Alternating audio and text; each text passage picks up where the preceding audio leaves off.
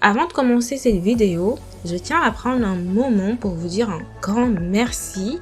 Grâce à vous, cette chaîne vient de franchir un cap incroyable. 1000 abonnés à moins d'un an. C'est vraiment incroyable. Ce n'est pas juste un chiffre. C'est une communauté de partage, un groupe de passionnés à la recherche de savoir qui rendent cette aventure tellement spéciale. Sachez que chaque like, chaque commentaire, chaque partage, c'est vous qui donnez vie à cette chaîne. Alors merci pour votre soutien, votre engagement et surtout merci d'être là. Allez, sans plus attendre, on va démarrer cette vidéo.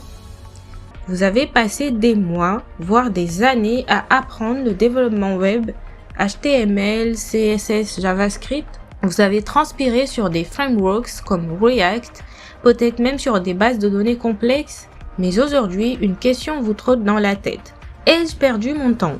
Et pire encore, est-ce que le développement web à l'ancienne, comme on le connaît, est en train de disparaître, remplacé par les plateformes no-code et low-code?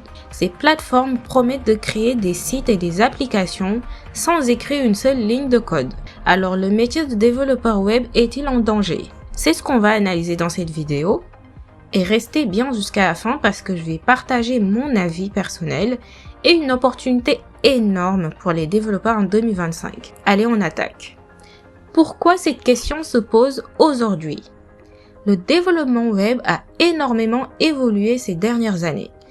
Avant, créer un site web demandait des connaissances pointues, du HTML brut, des feuilles de style CSS interminables et du code côté serveur.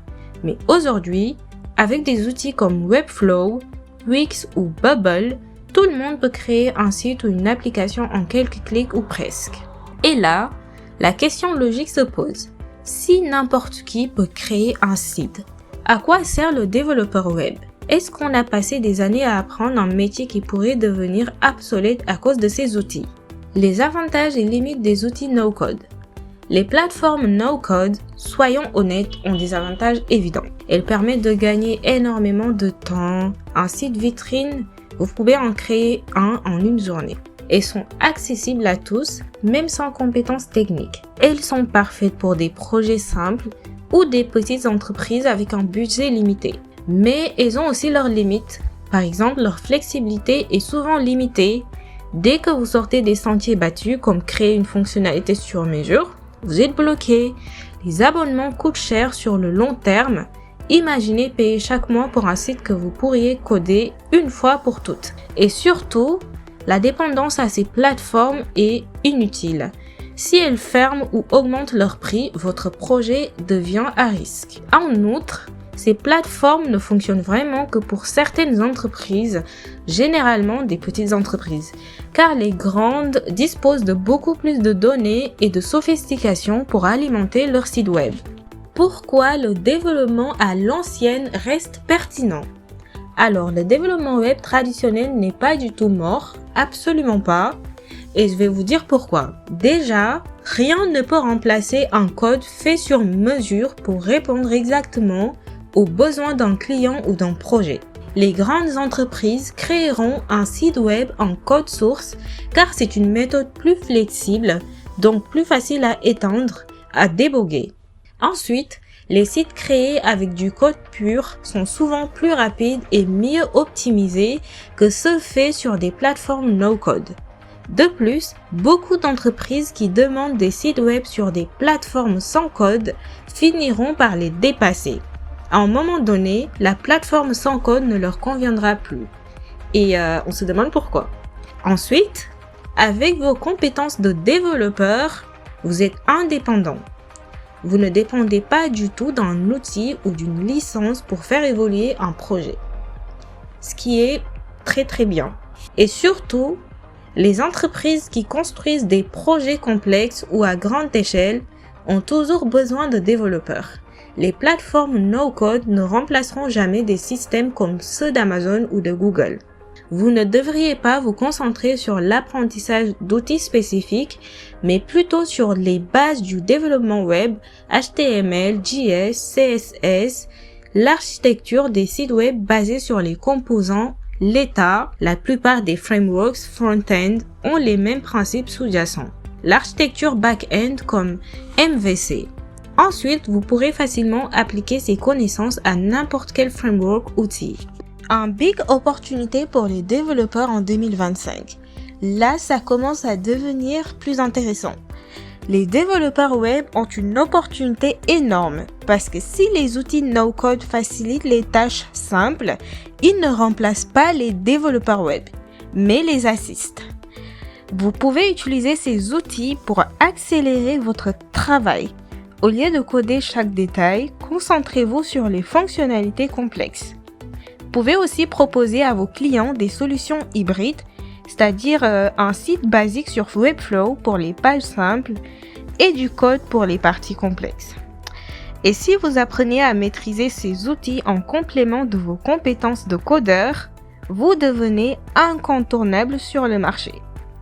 En réalité, il existe une énorme demande pour des solutions sur mesure que ces plateformes ne peuvent pas entièrement offrir. Prenons un exemple concret. Imaginez une cliente. Elle n'a pas le budget pour un service marketing complet ou pour dépenser $20,000 sur un site web sur mesure. Mais elle a des besoins bien spécifiques que des outils comme WordPress ou Wix ne peuvent pas combler. Voici ce qu'elle cherche. Un CMS headless avec SSO pour permettre à ses employés à distance de créer facilement du contenu pour ses réseaux sociaux. Des intégrations personnalisées avec des outils comme Zapier, Mailchimp ou HubSpot pour automatiser la diffusion de contenu. Elle veut également des mesures de cybersécurité robustes, car elle veut protéger les données de son entreprise et de ses clients. Une expérience utilisateur exceptionnelle. Elle veut un site rapide, intuitif et optimisé pour les performances. Un référencement optimisé, pas juste un passage rapide par Yoast SEO, mais une structure technique solide pour dominer les moteurs de recherche. En tout cela, elle le veut à un prix abordable.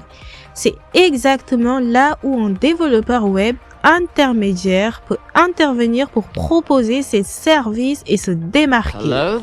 En combinant vos compétences de développeur avec des outils comme des frameworks modernes ou même des intégrations hybrides no-code, vous pouvez répondre à ce genre de besoins personnalisés. Alors, ai-je perdu mon temps à apprendre le développement web? La réponse est non. Et c'est un grand non. Les compétences en programmation sont plus utiles que jamais. Ce qui change, c'est notre façon de les utiliser. Le développement web peut évoluer, mais comprendre comment les choses fonctionnent en profondeur vous donne un avantage, peu importe l'évolution de la technologie. Apprendre à coder, c'est comme apprendre une langue universelle. Cela vous donne le pouvoir de créer sans limite. Les plateformes no-code sont des outils, mais vous êtes toujours celui qui contrôle les résultats. Si cette vidéo vous a rassuré ou donné une nouvelle perspective, n'oubliez pas de liker, de vous abonner et de partager votre avis en commentaire. Vous utilisez du no-code, du code pur ou un mélange des deux? J'ai hâte de lire vos retours. Allez, continuez à coder et à créer et on se retrouve dans une prochaine vidéo.